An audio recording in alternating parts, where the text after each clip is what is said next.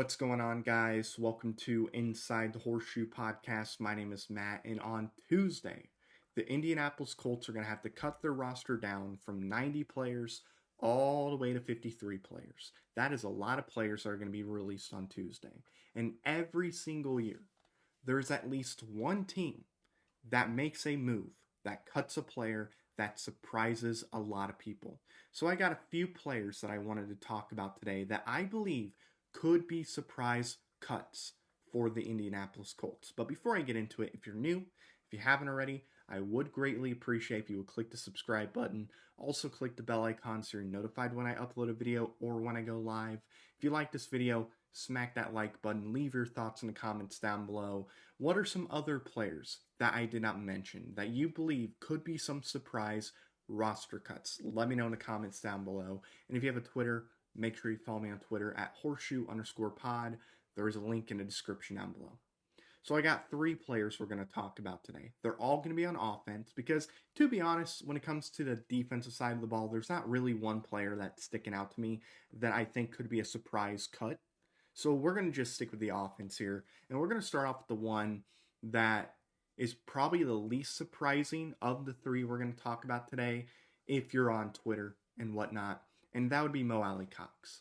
So why do I believe this would be a surprise roster cut? Well, he's been with the team for a while. He's been with the team for quite a while. He started, too, for the team last year, and I believe the year prior. He's had a lot of playing time for the team. So I think that right there would make him a surprise cut for some people.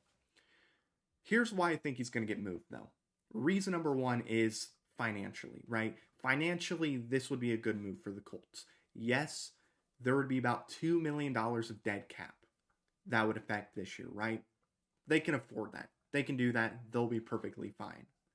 Next year, though, they would save $5.9 million. That 5.9 could go towards Jonathan Taylor's contract, Michael Pittman's contract, or they could bring somebody else in, or they can use that just on another player that's currently on the roster. So that $5.9 million, I believe, is going to be very valuable when it comes to next offseason. Another reason why I think Mo is going to be released is because this tight end room is in a much better spot than it was last year. More experience. You got more talent in there. I mean, Jelani Woods, he's expected to have a big year. You got Kylan Granson. Those two, I think, are locks for sure to make the roster. But Kylan Granson's getting better. I think Andrew Ogletree has shown a lot of potential. I think he's ahead of Mo Alie-Cox. And then you really got to decide, A, do you want to have 4 tight ends, which I believe they do? And B, who do you keep, right? And I think it's really going to come down to Will Mallory, the rookie, and Mo Alie-Cox. And when it comes down to those two, I think Will Mallory has shown that he has some potential to be a good tight end. And then also on top of that, he's going to save them money. So I think Will Mallory is going to get that 4th spot. And because of that, I think Mo Alie-Cox is going to get released because they're not keeping 5 tight ends. If they do, yeah, Mo will stay on the team. But they're going to keep 4 at the most. And I think those 4 are going to be Jelani Woods, Kylan Granson, Andrew Ogletree, and Will Mallory. So I believe that Mo Alie-Cox will be a surprise roster cut for some people. I don't see him making the roster. Next, let's go to running back. I got Kenyon Drake as a surprise roster cut. I think when Kenyon Drake was signed, I think people just assumed, oh, that's our number 2 running back. He's going to be a part of this team. He's our guaranteed number 2 back. I don't think that's the case. So I think Zach Moss is locked in. I think he's going to make the roster. Deion Jackson, I think, is locked to make the roster. Evan Hull has surprised a lot of people. I think he's going to make the roster. And then Jake Funk.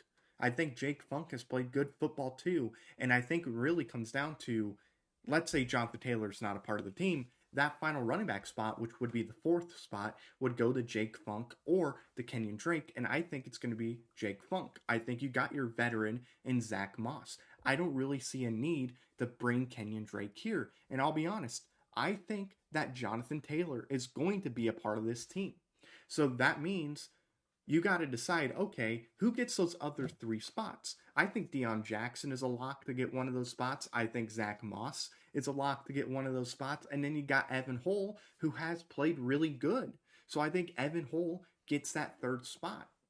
So because of that right there and just how tight that competition is with the running backs, I don't see Kenyon Drake making the roster. All right, so now we're going to move on to what I believe is the final surprise roster cut. It is a wide receiver. His name is Michael Strawn. So, why do I have Michael Strawn as a surprise roster cut? Well, you see all the videos. You saw the first preseason game, Michael Strawn making crazy catches. He's got great size and great speed for his size, too. Has so much potential. So much potential. And I think a lot of people assumed after Ashton Doolin went down that Michael Strawn is going to make the roster. I even assumed it early on that, oh, Michael Strawn is going to make the 53. However, what's going to hurt Michael Strawn is the fact that he does not play special teams. If Michael Strawn was a good special teams player, I think he makes the roster because, again, that size, that speed. He has a lot of potential. I think they would keep him. But the fact that he doesn't play special teams is really going to hurt him. I think Amari Rogers is going to take that spot because of his special teams ability. And then you got the sixth receiver, which I believe they'll bring six in. You got to decide between Michael Strawn. You got to decide between Winfrey, Bashad Perryman, James Washington, DJ Montgomery. Like, it's not an easy group to decide between. It's not, because you have James Washington, who has shown that, hey, when I was in Pittsburgh, I can make big plays when I need to. I can be relied on if I need to be relied on. He had that one really good catch, didn't really do anything in the third preseason game. But, I mean, you got him, who I think he could potentially make the roster. You got Winfrey, who has emerged, especially in the second game, I should say. He's emerged as somebody that could be one of those six receivers that makes the 53. You got Bashad Perryman. I mean, it's not easy. So if I had to guess who's going to get those final two spots, like I said, Amari Rogers is going to be one, and the other is going to be Winfrey. I think Winfrey has emerged, and he's going to take that last spot, which means Michael Strawn is going to get released. Now, I do believe Michael Strawn will be brought back as a practice squad player if he clears waivers. I do believe he will be back in that sense, but I don't see him making a 53, so that's why I have him as a surprise roster cut.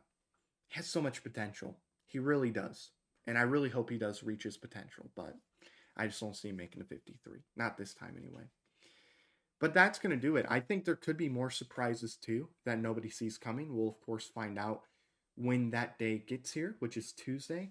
That's going to do it. Thank you very much for watching this video. If you're new, if you haven't already, I would greatly appreciate if you would click the subscribe button. Also, click the bell icon so you're notified when I upload a video or when I go live. If you like the video, smack the like button. Leave your thoughts and comments down below. What are some other players that you think could be some surprise cuts? Let me know in the comments down below. And if you have a Twitter, make sure you follow me on Twitter at horseshoe_pod. There is a link in the description down below. Thank you very much for watching. I've been Matt Bleed Blue, and we'll see you next time. Bye-bye. Thank you very much for watching this video. If you like it, make sure you watch one of these other two videos. They're cool. Also, if you're new, please click the subscribe button as well as the bell icon. I greatly appreciate your support.